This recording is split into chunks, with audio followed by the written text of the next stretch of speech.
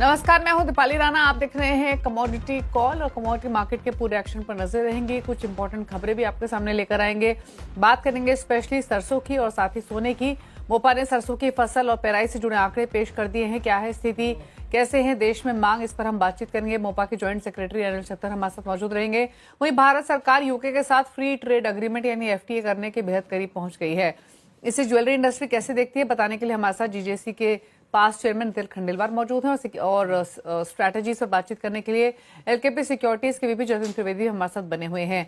आप सभी का स्वागत है इस शो में। लेकिन पहले बात गोल्ड की कर लेते हैं। प्राइसेस पर तो आउटलुक लेंगे ही, लेकिन जो ये लेटेस्ट डेवलपमेंट हुई है, जो सोर्सेज के थ्रू में जानकारी मिल रही है कि यूके के साथ इंडिया जल्द ही फ्री ट्रेड एग्रीमेंट साइन कर सकता है, इसके क्या मायने हैं ज्वेलरी इंडस्ट्री के लिए, स्पेशली इसको समझने की कोशिश करते हैं क्योंकि दोनों देशों के बीच में जो बातचीत है वो काफी फाइनल स्टेज में पहुंच चुकी है। सोर्सेज के थ्रू जो जानकारी मिली है, और अगर ऐसा होगा तो एफटीए से जो दोनों ही देशों के बीच के जो प्रोडक्ट इधर उधर जाते हैं उन पर ड्यूटी घटते हुए दिखाई देगी। नितिन खंडेलवाल हमारे साथ बने। नितिन जी नमस्कार, स्वागत है आपका। तो पहले तो ज्वेलरी इंडस्ट्री के पर्सपेक्टिव से आपसे जानना चाहते हैं, डायमंड है या फिर गोल्ड पर इम्पोर्ट ड्यूटी के एक्सपेक्ट करें घटती हुई दिखाई देगी अगर ये फ्री ट्रेड एग्रीमेंट साइन होता है तो? देखिए, फ्री ट्रेड एग्रीमेंट का तो दबाव इसलिए बढ़ गया था कि ट्रम्प साहब के आने के बाद में जिस हिसाब से अनसर्टेनिटी चल रही है, तो 3 साल से टीटी चल रही थी, 26 पॉइंट पे बातचीत चल रही थी यूके के कॉमर्स मिनिस्टर के साथ में, उसमें से 25 पॉइंट के ऊपर एग्री हो गए, ऐसा हमको खबर मिली है। तो ये ट्रीटी बहुत ज्यादा इंपॉर्टेंट है क्योंकि अपनी यूएई के साथ में थी और एक्सपोर्ट की कमी हो रही थी। इसलिए हमारे वाणिज्य मंत्री जी को मैं धन्यवाद दूंगा कि वो जेम एंड ज्वेलरी को सेक्टर को बढ़ाने के लिए दुनिया में जहां जहां पॉसिबिलिटी है उनके साथ में टाइप करने के लिए उन्होंने विशेष समय निकाला है और ये टीटी से डेफिनेटली फायदा होने वाला है। ओके, लेकिन अगर हम यूके की बातचीत करें तो एग्जिस्टिंग जो ट्रेड सिनेरियो है वो कैसा है, और अगर ये एफटीए साइन होता है तो क्या एक्सपेक्ट करें कि यहाँ पर सुधार देखने को मिलेगा? हाँ, बिल्कुल मिलना चाहिए सुधार, क्योंकि अभी हमारा सबसे बड़ा एक्सपोर्ट जो होता था वो यूई के थ्रू होता था या यूई में होता था, और यूके में भी हमारा एक्सपोर्ट होता ही है। वहां के सारे शोरूम्स के अंदर जेम एंड ज्वेलरी में Indian handcrafted jewellery always available होती है। लेकिन इस टीटी के होने के बाद में इंपोर्ट ड्यूटी भी घटेंगी और खास करके लेबर इंटेंसिव जितना भी ज्वेलरी इंडिया के अंदर होती है, पर्टिकुलरली हैंडक्राफ्टेड, उसकी डिमांड यूके में बढ़ाई जा सकती है। उसके लिए हमारी गवर्नमेंट के साथ में हम लोग लगातार संपर्क के अंदर है। तो मुझे लगता है कि ये टीटी से ड्यूटी तो कम होंगी क्योंकि और एक्सपोर्ट के अंदर बहुत इसके बेनिफिट बढ़िया होंगे। और इसमें कि जब तक कि पूरा डिटेल नहीं आता उसके ऊपर ज्यादा कमेंट करना ठीक नहीं है, लेकिन हमारे रिकमेंडेशन हमने गवर्नमेंट को दिए है और आने के बाद में हम एक मीटिंग करने की कोशिश करेंगे जिसमें हमारे सुझाव, हमारी स्टडी हम गवर्नमेंट के साथ में साझा करेंगे। ओके, अच्छा चलिए ठीक है। बिल्कुल ये एक्सक्लूसिव सोर्सेज के थ्रू खबर है, जब कंफर्मेशन आएंगी तो डिटेल्स के साथ बातचीत करना ज्यादा वाजिब रहेगा, लेकिन डेफिनेटली एक पॉजिटिव कदम होगा और डेफिनेटली जो ट्रेड है दोनों ही देशों के बीच में वो बढ़ता हुआ दिखाई देगा। अच्छा, अब आप कनेक्टेड ही है नितिन जी, तो गोल्ड के प्राइसेस पर, वॉल्यूम्स पर आपकी राय लेना चाहेंगे। कैसे देख रहे हैं आप यहाँ से आगे के प्राइस मोमेंटम को, और किस तरीके के फिलहाल डिमांड देखने को मिल रही है? देखिए, लगातार आपके चैनल पे मैं आते रहता हूं और हमने ये जो रेट का अंदेशा था ये बहुत पहले बता दिया, क्योंकि सभी को पता है, रीजन के डिटेल में नहीं जाएंगे। वर्ल्ड की सारी सेंट्रल बैंक्स इसको बाय कर रही है, चाइना की इंश्योरेंस कंपनियां बाय कर रही है, और यूके के और यूएई के अंदर जो भी है उनका डॉलर से भरोसा उठते जा रहा है। तो इसमें गोल्ड की डिमांड में कोई कमी नहीं है। और इस बार की अक्षय तृतीया हमारी एक्सपेक्टेशंस 10 से 15% कम की थी, सरप्राइजिंगली 35% सेल ज्यादा हुआ, जो कि एक पूरी खुशी की लहर पूरे जेम एंड ज्वेलरी सेक्टर में है और एक कॉन्फिडेंस भी उससे लौट आया है। बहुत अच्छी डिमांड हुई है और बहुत अच्छा सप्लाई भी हो रहा है। तो मुझे कोई भी दिक्कत डिमांड सप्लाई में नजर नहीं आ रही। और डिस्काउंट चल रहा था मार्केट के अंदर जब रेट बहुत बढ़े हुए थे, उसका भी कस्टमर को बहुत बड़ा बेनिफिट मिला ही है। ओके, चलिए शुक्रिया नितिन जी अपनी राय देने के लिए इन खबर पर और प्राइसेस पर। जतिन त्रिवेदी भी है। जतिन, आप कैसे देखते हैं गोल्ड के भाव को? नए हाई छूने के बाद थोड़ा सा कंफर्ट दे रहा है कंज्यूमर्स को बाइंग के हिसाब से। फिलहाल गोल्ड के भाव देखें तो 93,314 के आसपास ट्रेड करते हुए दिखाई दे रहे हैं। लेकिन चलिए, जतिन हमारे साथ अभी कनेक्टेड नहीं है। जतिन कनेक्टेड होंगे तो उनसे बातचीत करेंगे गोल्ड प्राइसेस पर, बाकी स्ट्रैटेजीज पर भी। लेकिन अब हमारे साथ मोपा के ज्वाइंट सेक्रेटरी अनिल छत्तर मौजूद हैं। बात कर लेते हैं सरसों की, क्योंकि मोपा ने सरसों की फसल और पेराई से जुड़े आंकड़े पेश किए हैं। इसी पर करते हैं बातचीत। अनिल जी नमस्कार, स्वागत है आपका। तो सबसे पहले तो ये जानना चाहेंगे कि इस साल की अगर हम बात करें स्पेशली, तो जो सरसों की क्रशिंग है वो पिछले साल के मुकाबले कैसे दिखाई दे रही है, क्या स्थिति है? लास्ट ईयर अप्रैल में 12.5 लाख टन की क्रशिंग हुई थी इस साल 13 लाख टन ओके। हुई है। उसके पीछे कारण है कि थोड़ा सा इंटरनेशनल बाजार तेज था, पाम और सोया तेज था, तो सरसों की क्रशिंग लास्ट ईयर से 5% ज्यादा हुई है। अराइवल करीब करीब सेम हुई है, 15 लाख टन की अराइवल लास्ट ईयर थी, 15 लाख टन की अराइवल अभी हुई है। अब पिछले 15 दिन से जो फरवरी, मार्च और अप्रैल में आप मान के चलिए कि इम्पोर्टेड तेल सारे तेज थे। अभी 5 से 7 रुपए किलो डिस्काउंट होने लगे हैं।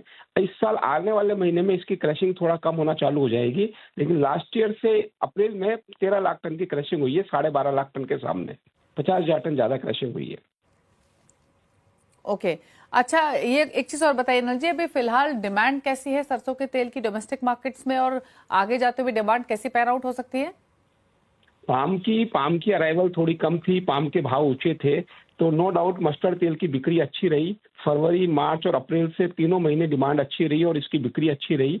और आने वाले टाइम में मई और जून में 15 जून तक डिमांड कम हो जाती है गर्मी पड़ने की वजह से, तो मुझे लगता है कि थोड़ा सा आने वाले टाइम में अराइवल भी कम होगी, क्रैशिंग भी कम रहेगी और डिमांड भी कम रहेगी इसके अंदर। तो फिर आगे जाते हुए सरसों या फिर सरसों के तेल का बाजार कैसे देखते हैं आप? सरसों का नो डाउट इस बार स्टॉकिस्ट ने काफी स्टॉक किया है। भारत सरकार ने लास्ट ईयर अप्रैल तक 13,80,000 टन का स्टॉक किया था। इस साल 9,25,000 टन का नाफेड, एनसीसीएफ, हाफेड अन्य संस्थाओं के मार्फत 5,950 में एमएसपी पे स्टॉक किया है। तो जून जुलाई में वो भी बिकवाली आएगी, तो मुझे इसमें बड़ी तेजी देखने को नहीं लगती है। 2-3% की तेजी कभी भी डिमांड एंड सप्लाई के हिसाब से आ जाए तो आ जाए, बाकी बड़ी तेजी सरसों तेल में और सरसों में देखने को नहीं मिलती है। अच्छा, आपने बिक्री की बात की, तो एमएसपी पर सरसों की कितनी खरीद हुई है और मंडियों में अभी क्या भाव चल रहा है? एमएसपी पे सरसों की 9.25 लाख टन की खरीद हो गई है। लास्ट ईयर ये खरीद 13,80,000 टन की थी। उसके पीछे कारण था ओके। कि लास्ट ईयर एमएसपी से 10% नीचे मंडियां बिक रही थी।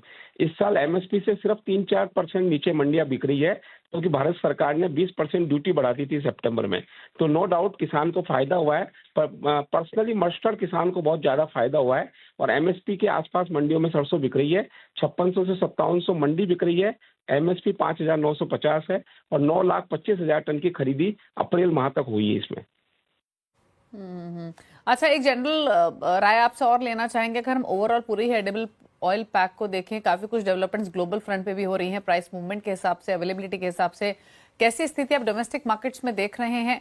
कहाँ तेजी मंदी एक्सपेक्ट कर रहे हैं? कैसे देख रहे हैं पूरे एडिबल ऑयल पैक को या फिर इस बाजार को?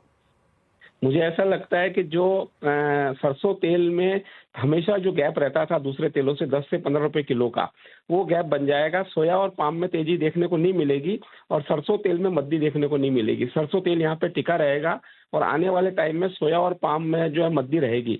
मतलब उपभोक्ता को ऑयल मार्केट से तेजी की चिंता नहीं करनी चाहिए। तेजी का माहौल नहीं लगता है आने वाले टाइम में, अगले 2-3 महीने में। Okay okay. तो किसानों के पर्सपेक्टिव से कुछ उम्मीद करें कि सरकार की तरफ से कुछ कदम हो सकते हैं? सरकार ने कदम उठा रखा है। 30 जून तक 5,950 में एमएसपी के लिए सरकार ने राजस्थान, एमपी, हरियाणा, गुजरात सभी जगह माल लेने के लिए तैयार है। 5,950 में सरकार की बाइंग चालू है, तो किसानों को किसी तरह का नुकसान नहीं होगा। उधर किसान को 5,950 में एमएसपी पे सरकार माल लेने के लिए तैयार है। अगर किसान देना चाहे तो वहां पे डिलीवरी हो जाएगी उनकी। अच्छा अनिल जी, एक लास्ट क्वेश्चन आपसे। इंपोर्ट्स आगे कैसे रह सकते हैं अलग अलग तेलों के, स्पेशली क्योंकि हमने, अगर हम अप्रैल के आंकड़े देखें तो हमने पाम ऑयल के इंपोर्ट्स में 24% का ड्रॉप देखा, जो कि नॉर्मल लेवल से काफी नीचे रहा। डीलर्स किस तरीके से स्टेटमेंट्स हमने आते हुए देखे। हमने ओवरऑल भी एडिबल ऑयल के जो इंपोर्ट्स है वो घटते हुए देखे हैं। तो किस तरीके के ट्रेंड्स इंपोर्ट फ्रंट पे आगे रह सकते हैं? पाम का इंपोर्ट नो डाउट के लास्ट ईयर से इस साल कम हुआ है। ये हमारे यहाँ पे 90 लाख टन पाम आता था, 70 लाख टन आया है, क्योंकि पाम में मलेशिया, इंडोनेशिया में तेजी थी। वहाँ पे B35, B40 का कुछ फार्मूला चल रहा था। लेकिन आने वाले टाइम में जो आप देखेंगे, जो फॉरवर्ड सौदे वहाँ पे अपने यहाँ फ्यूचर ट्रेडिंग बंद है, लेकिन वहाँ पे जो फ्यूचर ट्रेडिंग चल रही है उसमें आज से 2 से 3 रुपए किलो डिस्काउंट में जुलाई, अगस्त, सितंबर तक का तेल मिल रहा है। तो इंटरनेशनल मार्केट में तेजी नहीं है तेलों में, और इंटरनेशनल मार्केट से इंडिया में माल बराबर आता रहेगा और यहाँ पे सप्लाई और डिमांड में कोई कमी नहीं रहेगी। मतलब सप्लाई बराबर रहेगी माल की, बाहर के मालों की अराइवल बराबर रहेगी। और दूसरा, भारत सरकार के पास में भी 30 जून के आसपास में आप मान के चलें कि 17-18 लाख टन सरसों, सोयाबीन पड़ा है 17-18 लाख टन, 13 लाख टन मूंगफली पड़ी है। तो इन ऑल अगर ओवरऑल अपन सोचें तो ऑयल सीड की या ऑयल की कोई कमी नहीं है अपने देश में, माल मिलता रहेगा बराबर डिमांड के हिसाब से। ओके, चलिए, शुक्रिया अनिल जी आने के लिए शो में और हर पर्सपेक्टिव से अपनी राय देने के लिए, अपने व्यूज देने के लिए पूरे ही एडिबल ऑयल पैक पर। Thank you so much. Jatin Trivedi हमारे साथ बने हो। जतिन से पहले तो गोल्ड पर ही राय ले लेते हैं, जिस पर हम बातचीत कर भी रहे थे। जतिन, भाव को लेकर पहले तो बताइए क्या राय है आपके इन स्तरों पर। Good afternoon Deepali. देखिए, जिस तरह से मार्केट का रिएक्शन है, इनफैक्ट ये जो टैरिफ का जो अभी फिर से जो कुछ भी अपडेट्स आती है उसके पीछे ही जो है वो रिएक्शंस तुरंत बनते हुए देखने मिल रहे हैं। आज जो ये पॉजिटिविटी के साथ में ट्रेड कर रहा है गोल्ड, जो कहीं ना कहीं 3200 के पास कल के इवनिंग सेशन में एक सपोर्ट लिया है। टैरिफ पे अभी भी क्लैरिटेशन जो है वो बन नहीं रही, क्योंकि चाइना का यही कहना है कि ट्रेड टॉक्स करने के लिए रेडी है, लेकिन एक कंक्लूसिव और कंस्ट्रक्टिव एक टॉक्स चाहिए जहाँ पे पीसफुली इस बात को आगे बढ़ाई जा सके। और यूएस की तरफ से बार बार जो है वो टैरिफ को लेकर के कुछ भी अपडेट्स आती है तो चेंजेस हो जाते हैं। अभी हाल फिलहाल वापस से कुछ चेंजेस आए जहाँ पे ऑटो और मेटल को छोड़ के टैरिफ को चेंजेस करने की बात चल रही है, जहाँ पे जापान ने अपनी अनसर्टेनिटी बताई है कि इससे खुश नहीं रहेंगे। तो ये जो सब अपडेट आ रही है अनसर्टेनिटी वाली टैरिफ को लेकर के, इसके कारण से गोल्ड को फिर से सपोर्ट मिल रहा है। हालांकि अच्छी खासी बिकवाली भी हो चुकी है। पहले जिस तरह से हमने एडवाइस भी किया था कि ये हायर लेवल से बहुत ज्यादा ओवरबॉट है गोल्ड, जहाँ पे 3450 के लेवल्स बहुत ज्यादा ओवरबॉट थे। अब ये जो है वो कहीं ना कहीं 3200 के पास से थोड़ा सा सपोर्ट लेने की कोशिश करेगा कंटिन्यूसली, और 3300 पे एक बेस रेजिस्टेंस भी देखने मिल रहा है। सो ये रेंज बाउंड वॉलेटिलिटी बीच में $100 की जो है कहीं ना कहीं 3200 से लेके 3300 इसके बीच में ट्रेड करता हुआ देखने मिलेगा गोल्ड इंटरनेशनल मार्केट्स में। घरेलू बाजार में 92,000 से लेके 91,500 एक स्ट्रॉन्ग सपोर्टिव जोन बन चुका है, और 94,500 से लेके 95,000 एक स्ट्रॉन्ग इंपॉर्टेंट रेजिस्टेंस जोन भी दिख रहा है बनते हुए।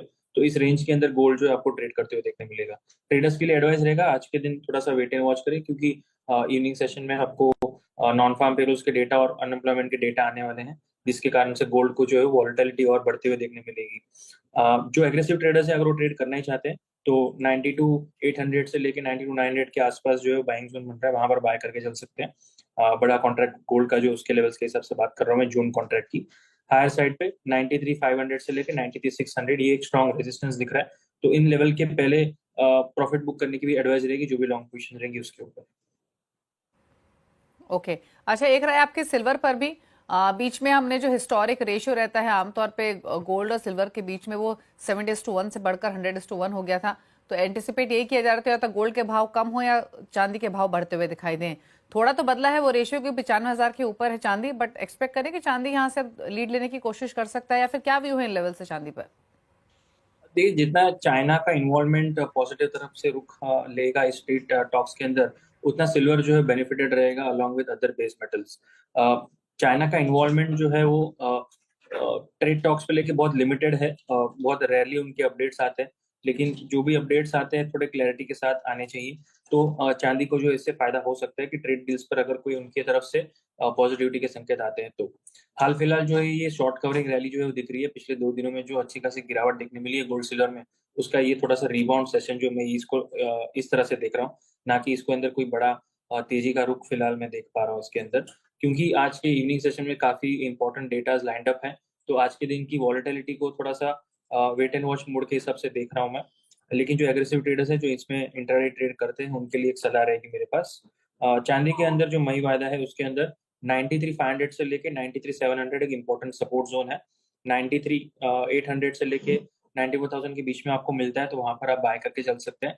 93,500 के नीचे आप स्टॉप लॉस रखें, और हायर साइड पे 94,600 से लेके 94,700 आपका एक बेस रेजिस्टेंस है, उसके पहले आपको प्रॉफिट बुकिंग भी करना है। सो बाइंग साइड की रुझान डेफिनेटली यहाँ पे है इंट्राडे पर्पज से, लेकिन लिमिटेड अपसाइड के हिसाब से इसके अंदर ट्रेड करना है, बड़ी गेन्स के हिसाब से यहाँ पे ट्रेड नहीं लेना। ओके, चलिए, ये रही सोने और चांदी पर। रुक रहे हैं एक ब्रेक के लिए। ब्रेक के उस पर कुछ और स्ट्रैटेजीज आपके लिए लेकर आएंगे। चलो आपके साथ।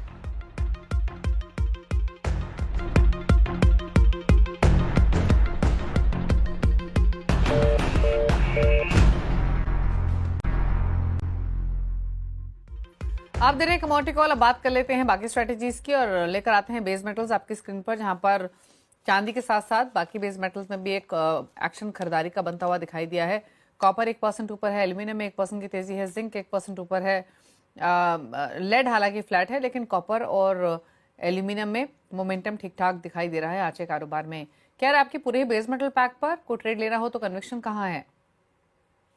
दीपाली देखिए, कन्विक्शन के साथ अगर जो ट्रेड है वो थोड़ा सा सेटअप जो है कहीं ना कहीं एल्यूमिनियम के प्राइसेस में दिख रहा है, क्योंकि कॉपर जो है वो इस पैक को थोड़ा सा इंडिकेट कर रहा है कि बेस मेटल मार्केट में थोड़ा सा यहाँ पे सपोर्ट जो है वो लेते हुए देखने मिल रहे हैं इन द लास्ट 24 आवर्स। और एल्यूमिनियम के प्राइसेस एक अच्छी खासी गिरावट के बाद अब थोड़े से एक रीजनेबल लेवल पे दिख रहा है, जहाँ पर मे कॉन्ट्रैक्ट जो है वो 233 के आसपास ट्रेड करते हुए देखने मिल रहा है। तो मेरे हिसाब से यहाँ पर 228 के स्टॉप लॉस के साथ में एक स्विंग ट्रेड के हिसाब से यहाँ पे अपॉर्चुनिटी है। करंट मार्केट प्राइस के आसपास ही बाइंग करने की सलाह रहेगी। हायर साइड पर 238 से लेकर 240 तक के लक्ष्य रखने हैं। इसको इंट्राडे पर्पस से नहीं देखना है, स्विंग ट्रेडिंग के हिसाब से देखना है। हायर साइड पे जैसे मैंने बताया 237 से 238 तक के लक्ष्य रख सकते हैं। 233 करंट मार्केट प्राइस से बाइंग, और डिप मिले तो 230 में एक और पोजीशन उसके अंदर ऐड भी कर सकते हैं। ओके, तो ये राय रही आपके लिए एल्यूमिनियम पर, जहां पर खरीदारी का ट्रेड ले सकते हैं। अच्छा, एक राय कच्चे तेल पर भी लगातार वीकनेस रही है। यहाँ पर 5000 के नीचे प्राइसेस स्लिप होने के बाद थोड़ा संभल रहे हैं, लेकिन अभी भी 5000 के नीचे ही भाव एमसीएक्स पर। यहाँ ये कमजोरी और परसिस्ट करेगी क्या, और नीचे जाने की कितनी प्रोबेबिलिटी दिख रही है? अब दीपाली, यस, वॉलेटाइल तो काफी है। कच्चा तेल जो है काफी हद तक ये अब्जॉर्ब कर रहा है सभी न्यूज को। यहाँ पर ओपेक प्लस की भी अपडेट थी, स्पेशली सऊदी की, के प्राइजेस वीकनेस में दिख रहे हैं और वो वीकनेस के लिए रेडीनेस भी दिखा रहे हैं अपनी। लेकिन फोरकास्ट के हिसाब से देखने जाओ तो काफी हद तक ये वीकनेस में है। बाउंस बैक जो है वो टेक्निकली बनेगा जब ये 5060 के ऊपर ट्रेड करना शुरू करे। जब तक 5060 के नीचे ट्रेड कर रहे हैं एमसीएक्स पर, तब तक इसके अंदर बाउंस बैक जो है वो जो भी अटेम्प्ट होंगे वो फेलियर लग रहे हैं मुझे। हायर साइड पे जब तक 5060 के ऊपर ट्रेड करना शुरू ना करे तब तक सेलिंग साइड की रणनीति अपनाए। 5020 के आसपास इसको शॉर्ट करके चल सकते हैं। 5060 के ऊपर जो है स्ट्रिक्टली स्टॉप लॉस रखना है, और वापस से 4950 के आसपास तक के लेवल्स के हिसाब से टारगेट के लिए सेल ऑन राइज की रणनीति अपना फिलहाल, जब तक 5060 के नीचे ट्रेड कर रहा है। ठीक है, इसके अलावा एग्री कमोडिटी बाजार को देखें तो टर्मरिक में वापस से रिबाउंड देखने को मिला है, 1.5% ऊपर प्राइसेस। जीरा थोड़ा ऊपर है। ग्वार पैक में लगातार नरमी बनी हुई है, वही रुझान आज भी देखने को मिल रहा है। कॉटन सीड ऑयल के 3000 के नजदीक पहुंचने के बाद वापस हल्का हुआ है आज के सेशन में, और धनिया में भी हल्की बढ़त देखने को मिल रही है। स्पाइसेस के पैक पर जतिन, कोई व्यू आपका?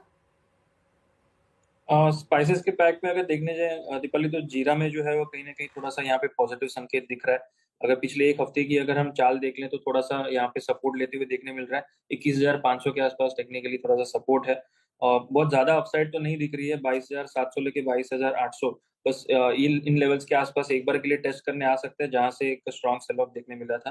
तो छोटी सी ट्रेड के हिसाब से, छोटा ट्रेड के हिसाब से एक 700-800 पॉइंट की ट्रेड के हिसाब से यहाँ पर करंट मार्केट प्राइस के आसपास से बाइंग का ट्रेड बन सकता है। ओके, तो जीरे में डिप्स पर बाय करने की सलाह है। 22,160 पर ट्रेड कर रहा है। टर्मरिक हालांकि 1.5% ऊपर ट्रेड कर रहा है। 14,228 के मौजूदा लेवल्स देखने को मिल रहे हैं आज के सेशन में। ये कॉटन सीड ऑयल के डिप्स पर लेना चाहिए क्या, या अवॉइड करें? क्या सजेशन आपके जतिन? नहीं, फिलहाल तो अवॉइड करना चाहिए बाइंग इसके अंदर, क्योंकि फिलहाल तो है वो ट्रेंड जो है थोड़ा सा वीक लग रहा है। जब तक 2950 के नीचे ट्रेड कर रहा है, वीकली लेवल्स जो अच्छे खासे थोड़े से ब्रेक लग रहे हैं और यहाँ पर प्राइसेस को, और जब तक वीकली क्लोजिंग अच्छी नहीं आती तब तक यहाँ पर बाइंग जो है वो देखने नहीं मिलेगी। काउंटर को बाइंग साइड के लिए अवॉइड करें। 2975 के ऊपर जब भी क्लोजिंग आती है उसके बाद यहाँ से मुझे लग रहा है कि एंगल बाइंग साइड का बनेगा, या फिर नीचे में 2800 से लेके 2750 इन लेवल्स तक का वेट करें। वहां पर एक बार सपोर्ट लेना शुरू करे तो वहां पर बाइंग बन सकती है, लेकिन फिलहाल तो बाइंग थोड़ा अवॉइड करना चाहिए। चलिए, तो ये राय रही कॉटन सीड ऑयल के पर। 0.1% नीचे प्राइसेस 2885 पर कर रहे हैं trade. Thank you Jatin, show में आने के लिए और सभी स्ट्रैटेजीज रिकमेंड करने के लिए। इसी के साथ कमोडिटी कॉल में इतना ही। ब्रेक के उस पार देखिए आवाज समाचार। नमस्कार।